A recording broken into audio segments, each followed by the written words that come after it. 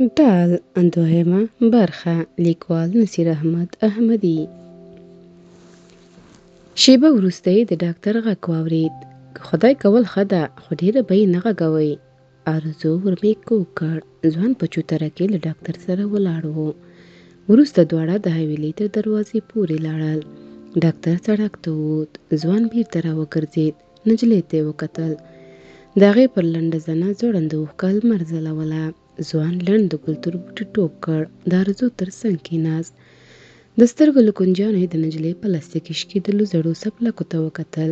ورو یې ویل: وبخښه. ارزو نېغ ورته وکتل. په غريو کې وخندل. سړی کله له ښځو بخښنه غواړي؟ ځوان مسک شو. نو ما کله له غټه ښځې بخښنه غوښتې؟ ارزو وویل: له وړو نجونو خو بیخي ښه نه ښکاري. بخښنه ښه ده. ارزو وویل: خو زما پلار بخښنه نه غوښته. یوه ورځ یې په خپله ډکه پیاله چای واړوله، خو زما مور یې د نسوارو پر ډبلۍ وویشته، ویل چې پیاله د سم ځای کې نه وه راته ایښې. مور مې بخښنه ترې وغوښته خو ده نه منله. د کور پاکوالی وي، اشپزه هم همداسې دلې حساب کا.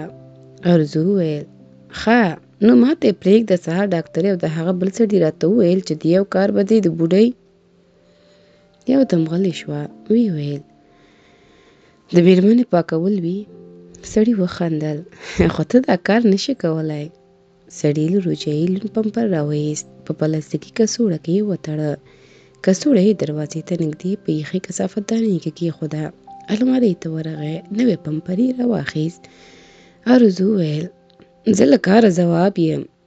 سړي ورته وکتل. نه. نو ته به هر وخت له کاره د مور د پمپر لپاره راځې؟ سړي شونډې بوږې کړې. اوږې یې پورته واچولې. ته هم سم وایې. تر اوسه یوه بله خدمتګاره وه. هغې 3 ورځې مخکې کار پرېښود. دا 2یم ځل دی چې د هبې پمپر ور بدلوم.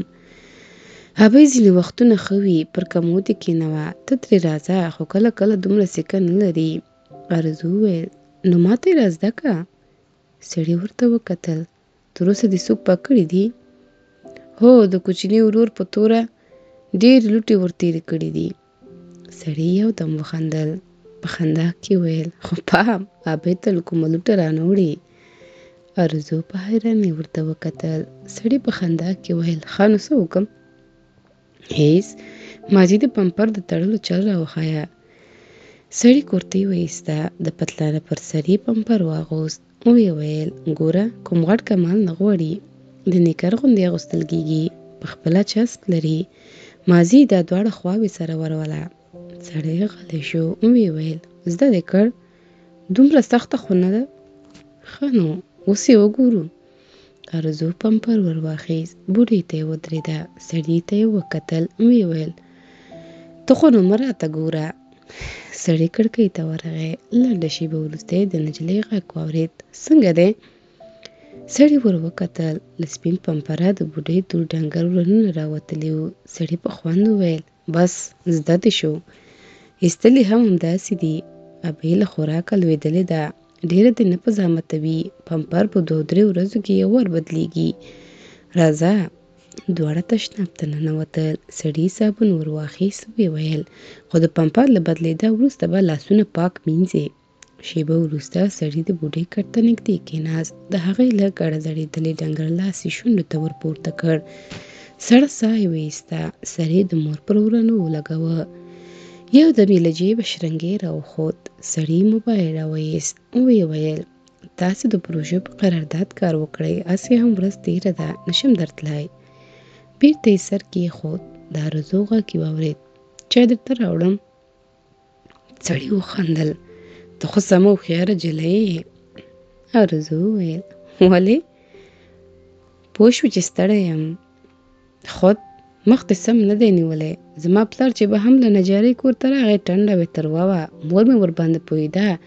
مخکې تر دې چې په غوسه شي له ترانه به یې ډکه چایجوشه ورته راواخیسته. سړي وخندل. څه یې ونه ویل. دروازه وټکېده. سړي وویل: مهرباني. اشپزه وه. راغله. ارزو ته یې وکتل. سترګې وځلېدې. ورو یې ویل: صیب، د بخت بیبي ترور تلیفون بند و. سړي وویل: دا خو ښه خبره ده. معنا ارزو له کاره نه باسئ. نه. اشپزه ولاړه وه. سړي وویل نور؟ هېڅ، زه کور ته تللی شم، هر څه مې تیار کړي دي. سړي د هو په نښه سر وخوځوه، کړکۍ ته ودرېد. اشپزې ارزو ته سترګه ټینګه کړه، مسکی شوه، د باندې ووته. ارزو له اشپزخانې ډک ترموز چای راوړ. دواړو تر ناوخته ویدې بوډۍ ته ناست ول. ماښام ګډ سالون ته ښکته شول. سړي ارزو ته پر څوکۍ د کېناستو اشاره وکړه. خپل اشپزخانې ته ورغی. شېبه وروسته یې ډک پتنوس پر میز کېښود. ارزو په بیړه ولاړه شوه. سړي ور وکتل. نجلۍ وویل د لاس اوبه راوړم؟ سړي وویل حاجت نشته، مخکې مې پرېمنځل، خوراک په قاچوغه کوم. غلی شو. ویې ویل ولې ولاړئ؟ نجلۍ ورخطا شوه. زه به له تا سره ډوډۍ خورم. نو څه خبره ده؟ ما هېڅ وخت له سړو سره ډوډۍ نه ده خوړلې. په یوه کوټه کې به مو 2 دسترخوانه هوارول. پلار او کوچنی ورور به مې ګوښې ناست ول. سړي د چرګ ورون پر وریجو کېښود. ویې ویل زړه دي بل میز هم شته؟ نجلۍ بېرته پر خپل ځای کېناسته. غاب یې ډک کړ. سړي ور وکتل. د ارزو ګوتې غوړې وې.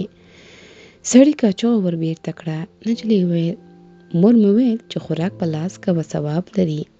سړي څه ونه ویل. شېبه وروسته یې ډک غابونه اشپزخانې ته یوړل. ارزو ور وکتل. سړي لوښي مینځل. ورغله. ویې ویل ښه نه ده؟ سړي ور وکتل. نجلۍ وویل نارینه کله د کور کارونه کوي، ماته پرېږده. خو ماته ښه ښکاري. ارزو د سړي له لاسه غوړ غاب ور واخیست. سړي وویل دواړه به یو ځای پرېمنځو. نجلۍ غوړ لوښي د دستشویۍ خلاص نل ته ونیو. سړي ته یې وکتل. هغه پر یوه کاسه د لوښو مینځلو مایع وموښله. ارزو وویل پسته شګه به نه وي؟ غوړ اسانه جلا کوي. نه، شګه د لوښي رنګ وروړوي. ارزو وویل زموږ لوښي رنګ نه لري، ټولې نکلي کاسې دي. د سړي غږ یې وانه ورېد. ارزو ور وکتل. سړي ډک د قورمه په کثافه دانۍ کې واچوله. ارزو وویل سم که تغو، سبا ته هم ساتل کېده. غلی شوه. ویې ویل زموږ له دېګه څه نه زیاتېږي، خو یو ځل ګاونډي د خیرات وریجې راوړې وې، سم خوند یې و، 3 وخته مو وخوړې. کاشکې زموږ کور نږدې وای. سړي د وریجو دیګ هم په کثافه دانۍ کې تش کړ. ارزو وویل په ښار کې ټول خلک آباد دي.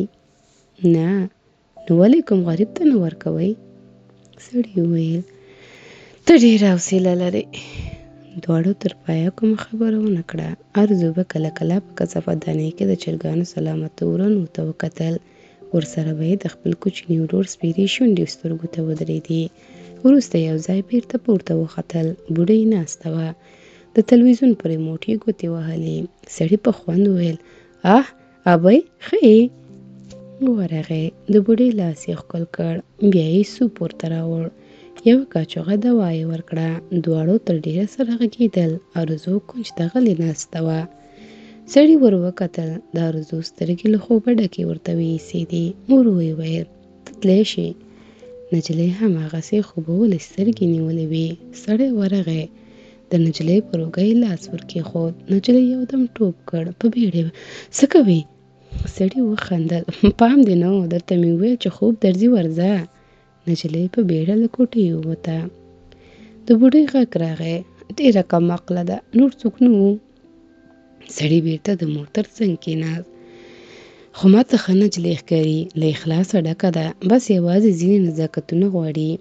ریموټ یې ور واخیست. ویې ویل کوم ځای درته ونیسم؟ بوډۍ غږ ونه کړ. سړي وویل ګوره ابۍ، اول ستا خوښه مهمه ده، که دې زړه نه وي سخته خو نه ده، سارې په مخه ښه.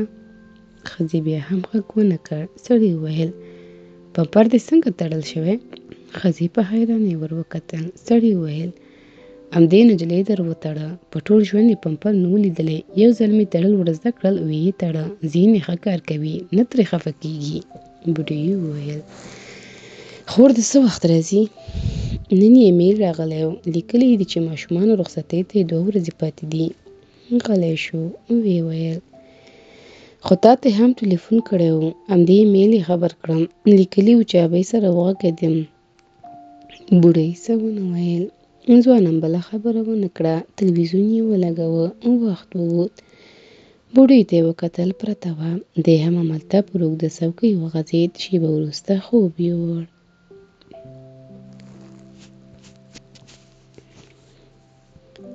یو وخت یې سترګې رڼې کړې. ارزو د ویدې ښځې په ټټر سر ایښی و. شکرونه یې ایستل. ځوان سترګې وموښلې. په اوږده څوکۍ کې کېناست. د کړکۍ د پردې ژۍ په 2 ګوتو کې ونیوله. د باندې تیاره وه. سړي په خوبولي غږ وویل: څه خبره ده؟ ارزو د ښځې له ټټره غوږ پورته کړ. سړي دیوالي ساعت ته وکتل. ارزو وویل: د سهاره اذانونه شوي دي. ته دلته ولې راغلې؟ نجلۍ غلې وه. سړی ورغی. د بوډۍ نبض یې وکوت. ویې ویل: زما ځواب دې رانه کړ. ارزو په رډو سترګو ورته وکتل. سړي وخندل. ابۍ درباندې ګرانه ده؟ نجلۍ غلې وه. سړي وویل: رښتیا خبره وکړه. نجلۍ وارخطا شوه. همداسې د مېرمنې احوال مې اخیست. خو دومره وختي؟ ته باید اوس ویده وای. نه، زه لمانځه ته راویښېږم. خو ته دلته یې. لمونځ مې وکړ. سړي بېرته پر څوکۍ کېناست. ارزو وویل: ته ټوله شپه پر څوکۍ ویده وې؟ سړي وویل: دا زما د پوښتنې ځواب نه و. تا شکرونه ایستل. ابۍ درباندې ګرانه ده؟ ارزو غلې وه. سړي وویل: رښتیا راته ووایه. نجلۍ په وارخطايي وویل: خوب مې لید. څنګه خوب؟ نشم درته ویلی. سړي وخندل. ابۍ دې په خوب لیده؟ هو. مړه وه؟ هو. نو بیا خو درباندې ګرانه ده. ځکه نجلۍ پر خبره کې ور ولوېده. نه. سړي په حیرانۍ ورته وکتل. نو بیا دې ولې د ابۍ پر ټټر سر ایښی و؟ نجلۍ وارخطا شوه. هو، راباندې ګرانه ده. دروغ دې معلومیږي. صافه خبره وکړه. د نجلۍ سر وځړېد. سړي وویل: ووایه. د ارزو شونډې وخوځېدې. خوب مې لید چې مېرمن مړه شوې وي. ته مې له کاره ځواب کړې. سړي وخندل. ښه، ته نو د ابۍ له غمه نه یې راغلې، د کار. غلی شو. ارزو لاندې غالۍ ته کتل. سړي وویل: بې غمه اوسه. ابۍ داسې ژر نه مري. نجلۍ له کوټې ووته. 2 بجې اشپزۍ ته ورغله. هغې چای تیاروه. ارزو وویل: د مېرمن رقیې چای وروړم؟ اشپزي وویل: هغه ویده ده. 10 بجو ته مازې ناشته کوي. سړی په خړه دریشي پر زینو راښکته شو. ځړېدلی سر د باندې ووت. ارزو پسې وکتل. په حویلۍ کې موټروان د موټر دروازه ورته خلاصه کړه. اشپزي وویل: ښاغلی بصیر هېڅ وخت له خدای پامانۍ پرته کار ته نه ته. نن یې چورت سم نه و. ارزو وویل: له ما به خفه و. اشپزي ور وکتل. ارزو وویل: د شپې مې مېرمن په خوب لیده چې مړه وي. اندېښنه راولوېده. سهار وختي ورغلم. ښه وه، زړه یې دربېده. زوی یې فکر وکړ چې راباندې ګرانه به وي، خو ما پوه کړ چې د خپل د کار غم راسره و. اشپزه کېناسته. د نجلۍ لاس یې پر خپل لاس کې ونیو. د هغې وړو سترګو ته یې وکتل. ویې ویل: داسې نیغه خبره ښه نه ده. د انسان زړه ماتوي. ارزو وویل: خدای ټینګ و، رښتیا خبره یې رانغوښته. اشپزه ودرېده. ویې ویل: خیر، مازدیګر بخښنه ترې وغواړه. ښه، له چایو سره څه خوري؟ پنیر، کوچ، مربا، کاږئ. ارزو خندل. ټول. سالون د دواړو خندا ونیو. ارزو 10 بجې له کوچني پتنوس سره پورته وخته. بوډۍ تلویزیون ته کتل. ارزو د هغې پښو ته پتنوس کېښود. ویې ویل: مخ دې ولې پرېولی؟ بوډۍ حیرانې سترګې ور واړولې. ارزو وویل: زړه ته مې نه لوېږي. لاړه له تشنابۍ ډکه ډولچه اوبه راوړې. شاوخوا یې وکتل. له کړکۍ کوچنی پلاستیکي ګلدان ور واخیست. ویې ویل: مخ دې رانږدې که. بوډۍ په حیرانۍ ورته کتل. ارزو وویل: دومره سخته نه ده، مازې لپه ورته ونیسه. بوډۍ حرکت ونه کړ. ارزو د هغې تر ډنګرولو غبرګ لاسونه لاندې کړل. ملا ته یې بل بالښت کېښود. ګلدان یې ور بېرته کړ. خپل له اوبو ډک ورغوی د زړې ښځې پر مخ تېر کړ. ویې ویل: اوس نو یوازې په خوله د اوبو رغړول پاتې دي. بوډۍ ډکه خوله اوبه په ګلدانۍ کې تویې کړې. آرزو د خپل ټیکري پیڅکه د بوډۍ مخ ته ورنږدې کړه. بوډۍ مخ ور واړوه. نجلۍ وویل: په قرآن کې خیرني، مور مې تر راتګ یوه ورځ مخکې پاک پرېمینځه. بوډۍ بېرته ور وکتل. نجلۍ پوست ټیکری د بوډۍ پر مخ تېر کړ. ګلدانۍ یې بېرته پر خپل ځای کېښود. ویې ویل: دې ګل دا ډېر وخت اوبه نه وې خوړلې. د بوډۍ ګوندو شونډو ته یې له شیدو ډک ګیلاس ورنږدې کړ. بوډۍ غړپ کړ. د خولې له کونجۍ د شیدو سپینه لیکه را وبهېده. آرزو ژر ټیکری پرې تېر کړ. ویې ویل: انا دې را په زړه کړه، کله کله ما خوراک ورکوه، ها، دا یوه کلچه ورسره وخوره. بوډۍ خوله خلاصه کړه. آرزو وویل: زما انا یو غاښ نه درلود، خو ستا د ژمي غاښونه لا سپین دي. غلې شوه. ویې ویل: انا به مې ویل چې زاړه خلک په خوړو ولاړ دي، دې به ډېر خوراک کوو. یو ځل مې د پلار د غوښې برخه نه وه ورکړې، هیره یې وه. ما په خپله ولیده، په سترګو کې یې اوښکې راټولې شوې، بیا مې خپله برخه ورکړه. بوډۍ وخندل. آرزو وویل: خندا دې زما د انا غوندې ده، هغه هم په خندا کې همداسې ښکلې ښکارېده. غلې شوه. ویې ویل: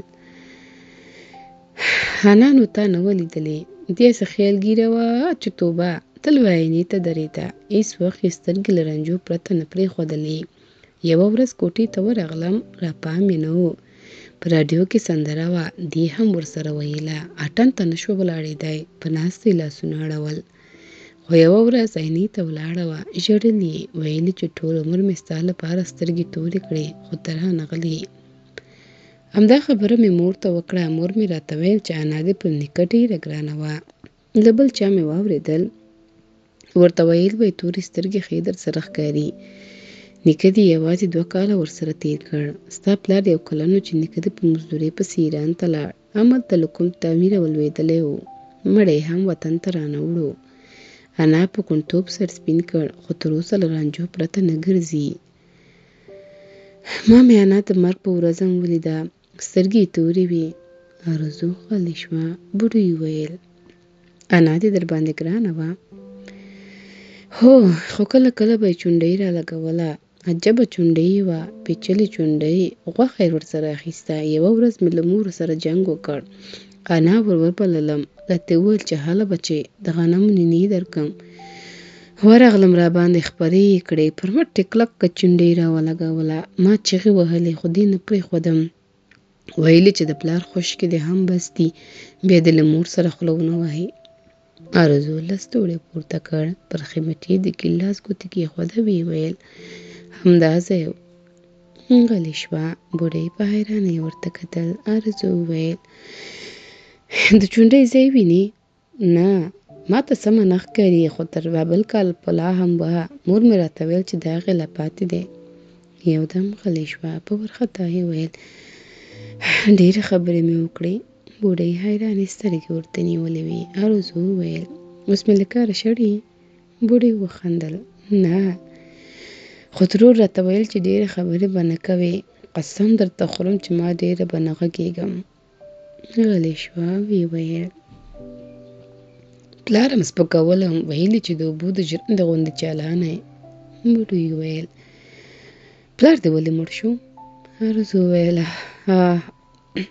نو ته خپله خبرې غواړې، ما ته به نه ډونګېږي. پلار مې خپله نجاري کوله، پیچه یې کار نه لره. ورځې به یې له چټک ارې سره رندې سره و. خو وروسته یې یو ګیرور سړی کور ته رامخته شو، توپانچه یې تړله. ده به تر ډېره خبرې ورسره کولې. بله ورځ یې ټوپک ورته راوړ. پلار مې یو ساعت له ټوپک سره له کوره ووت. شېبه وروسته له پاخه سړکه ټکه راغله. تیارې را ورسېدې. بده ورځ یې جوړه کړه.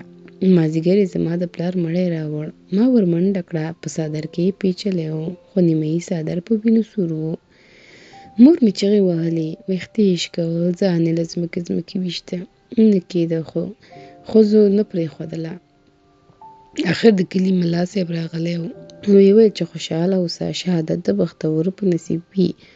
د کلي ښځو هم تر یو څه وخته د شهید ښځه بلله، خو وروسته یې نوم بدل شو کونډه. موږ د پلار له مرګه وروسته ښه ورځ ونه لیده. مور مې د خلکو برستنې ګنډلې، غاړې او خولۍ یې جوړولې. د خرڅلاو جاروګانې تیاروي. ګوزاره مو سخته ده. آرزو غلې شوه. بوډۍ ته یې وکتل. په لومړي ځل یې د زړې ښځې په سترګو کې اوښکې ولیدې. بوډۍ څوکۍ ته لاس ور وغځاوه. ارزو مرسته ورسره وکړه. بوډۍ پر څوکۍ کېناسته، کړکۍ ته ورغله. ارزو د زړې ښځې تر څنګ ودرېده. پر لرې غره توره وریځ راټیټه وه. تر سړک ورهاخوا لاندې په حویلۍ کې یوې ځوانې ښځې پر تناب کالي ویړول. بوډۍ وویل: تللی شې؟ نو زه د نه یم په کار؟ نه. ارزو لاندې ښکته شوه. خدمتګارې د سالون کاشیو ته د اوبو پایپ نیولی و. ارزو وویل: دیوال نه خرابېږي؟ خدمتګارې ور وکتل. نادیدهتوب مه کوه. د اشپزي غږ راغی: راځه. ارزو ور وکتل. اشپزي لاس ورته وخوځاوه. ورغله. دواړه اشپزخانې ته ننوتلې. اشپزي وویل: کار مه ورسره لره. ارزو دیوال ته ولې ولګول. اشپزي ته یې وکتل. هغې ګازره سپینوله. ارزو وویل: ښوروا پخوې؟ نه، د مېرمنې رقیې سوپ دی. اشپزه غلې شوه. ویې ویل: په خوراکونو کې دې څه خوښېږي؟ هر څه چې وي پروا نه کوي، خو یو له ناتاره مې بد راځي. ناتار نو تا نه دی خوړلی بس. خدای دې نه در باندې خوري. په سږنو شړومبو کې ډوډۍ لنده که. خورئ؟ ډېر مې وخوړه، خوند یې نه راکوي. اشپزي وویل: په کور کې دې څه خوښېدل؟ موږ هېڅ وخت له موره د خوراک پوښتنه نه کوو، چې څه دې پخ کړي، بس په دسترخوان یې وینو. غلې شوه. ویې ویل: خو ما ته تر ټولو د هډوکو د منځ ماغزه خوند راکوي. یو ځل مې پلار غوښه راوړې وه. تېره هډوکي مې دسترخوان ته ونیو. ماغزه مې ترې ایستل. کړنګ غوږ مې بند شو. د پلار څپېړه وه. ویل چې دسترخوان دې سوری کړ. اشپزي ته نږدې ورغله. ویې ویل: زه څه وکم؟ هېڅ. که تږې له هغه ترموزه چای درته واچوه، یا له یخچاله جوس در واخله. خو زه کومک در سره کوم. نه، دومره کار نه دی. غرمه بندۍ خورو. دا شیان په خپله خوښه پخوې؟ اشپزي دیوال ته اشاره وکړه. ارزو کاغذ ته ودرېده. شونډې وخوځېدې. شنبه، پالک، چپس، کوفته، یکشنبه، غوښه، کابلي، سوپ، دوشنبه، یو رقم سبزي. د اشپزي غږ راغی: دا تقسیم اوقات اغلی بصیر جوړ کړی. نن دوشنبه ده، غرمې ته بنډۍ پخوم. ماخوستن یوازې آش لرو. ارزو وویل: خو په موږ کې دا نه ده معلومه چې کوم وخت څه پخو کو بس. په دالان کې رنګ زنګن ټیمان خورو. دال، لوبیا، عدس، هر څه چې پاتې وي دیګ ته یې ورچوو. ډېر وخت مو له غرمه او ماخوستن یو څه خوړلي دي. که اضافه شول سهار ته به یې هم ساتو. اشپزي وویل: یو ځل د مېرمن رقیې اول نه اخلئ؟ ارزو پورته وخته. بوډۍ هماغسې کړکۍ ته نږدې ناسته وه. ارزو وویل: حویلۍ ته نه ځو؟ بوډۍ ور وکتل. امکان نه لري. نو ولې په اول منزل کې کوټه نه درته تیاروله؟ له زینو به خلاصه وې. بوډۍ څه ونه ویل. ارزو وویل: چمن ښه دی، ګلان هم لري، پام به دې غلط وي. بوډۍ هم هغسې ورته کتل. ارزو وویل: اوس هم دومره سخته نه ده، نور راوبولم؟ بوډۍ وخندل. 2 ځله یې کمزوري خړباړه سره ور واستل. ارزو په بیړه اشپزه او خدمتګاره راوغوښتل. بوډۍ وویل: حویلۍ ته مې ښکته کړئ. ښځو یو بل ته وکتل. خدمتګارې په خواره خوله وویل: